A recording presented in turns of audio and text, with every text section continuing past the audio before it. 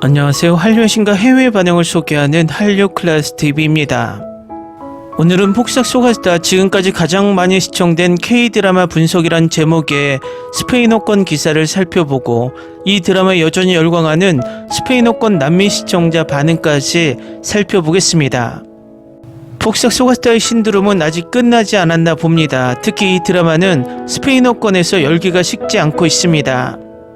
오늘 날짜 남미 페루 언론을 보면 이제 종영한 지 2달이 훌쩍 넘는 이 시점에서 페루 넷플릭스 순위에서 10위에 올라있다는 기사가 올라오고 있을 정도입니다. 또 이 드라마의 예고편이 있는 넷플릭스 라틴 아메리카의 조회수를 보면 3년이 지난 오징어 게임의 예고편 조회수와 비슷한 1189만 조회수를 기록하는 것을 보면 스페인어권 남미에서 오징어 게임급의 인기를 얻고 있습니다. 이 드라마의 리뷰 기사가 스페인어권 언론에서 오늘 날짜까지 올라오고 있는데 바로 살펴보겠습니다. 우리 모두가 가족사에서 짊어지고 있는 상처와 죄책감을 반영하는 감동적인 드라마입니다. 어머니의 이야기를 처음부터 끝까지 볼 수 있는 기회가 있다고 상상해 보세요. 어머니의 삶뿐만 아니라 그녀의 조용한 싸움, 희생, 두려움도 이해할 수 있습니다.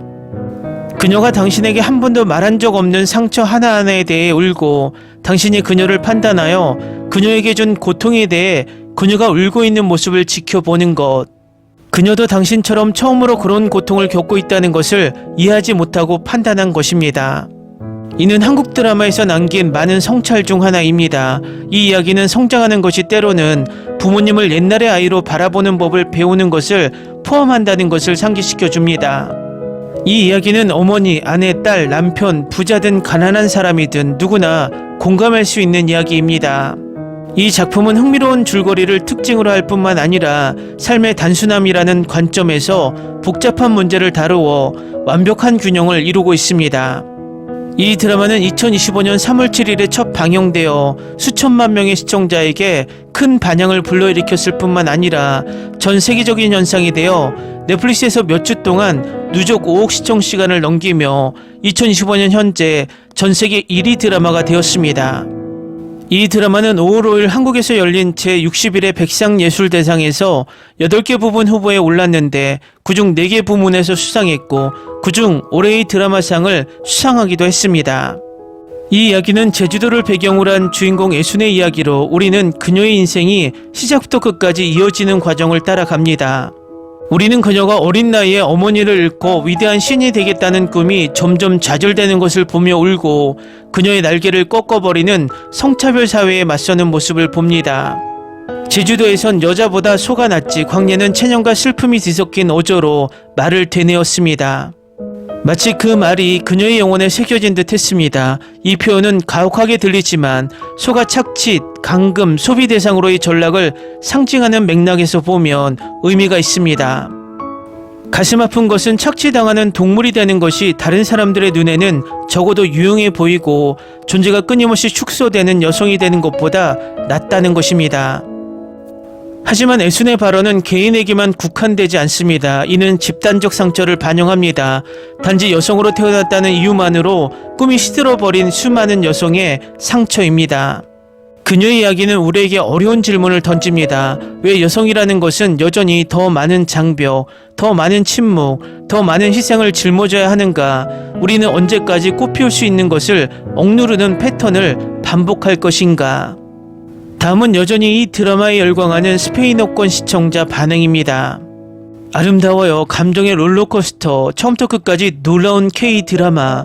모든 챕터가 이야기를 담고 교훈을 주며 가장 중요한 건 에피소드가 끝나지 않기를 바란다는 거예요. 제 생각에 우리들의 블루스 이후 최고의 K-드라마 중 하나예요. 배우들, 대본, 촬영 모두 정말 잘 됐어요. 다만 이 시리즈에 대한 부정적인 생각을 하자면 너무 짧다는 느낌이 남네요. 애순이나 관식의 아이들의 역사를 이어갈 수 있을 것 같지만 16개의 챕터만으로도 이 K-드라마를 특별하게 만들어줄 수 있을 것 같아요. 결론적으로 이 시리즈는 한 가지를 가르쳐 줍니다. 가족사랑은 인생의 모든 단계에서 매우 중요하다는 것입니다. 이 드라마를 보면서 제 삶 속의 사람들을 깊이 되돌아보게 되었습니다. 우리 주변의 모든 사람, 특히 부모님과 함께 인생을 함께하기로 선택한 배우자가 얼마나 소중한지 새삼 깨달았습니다. 과거의 제가 얼마나 당연하게 여겼는지, 특히 부모님에 대해서는 더욱 그랬습니다.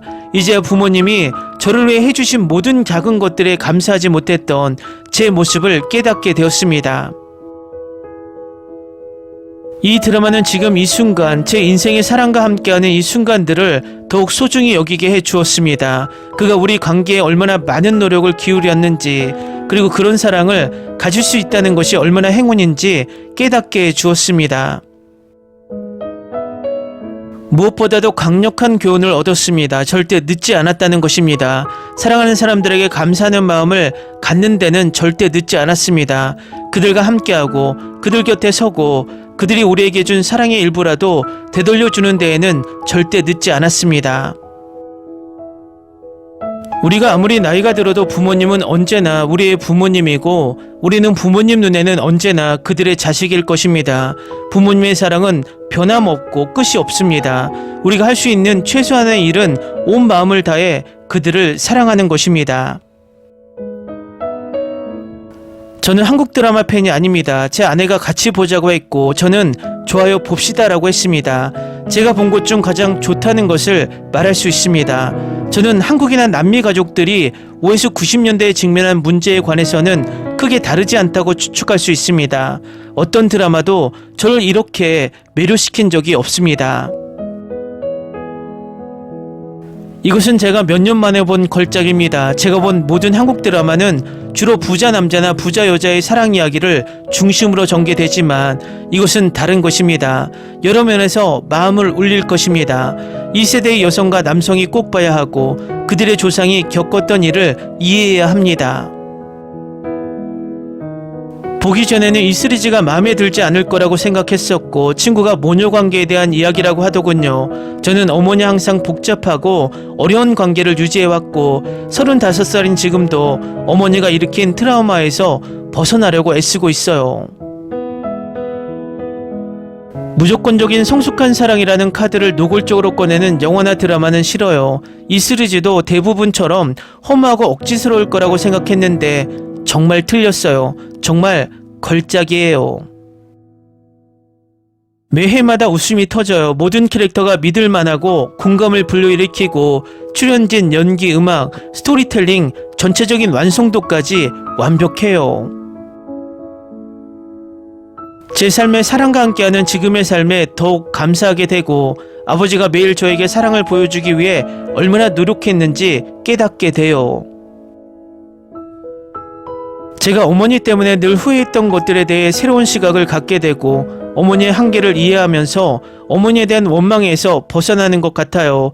많은 경우 부모들은 최선을 다하지만 그 최선이 아직 아이들에게 충분히 좋지는 않음에도 불구하고 그러려니 합니다. 더 나은 교육이나 자원 혹은 더 나은 결정을 내리는 데 도움이 될 롤모델이 없었기에 의도치 않게 트라우마와 고통을 안겨줄 수도 있습니다. 삶은 정말 힘듭니다. 정말 힘듭니다. 때로는 그저 살아남는 것조차 힘들고 특히 키워야 할 아이들이 있다면 더욱 그렇습니다.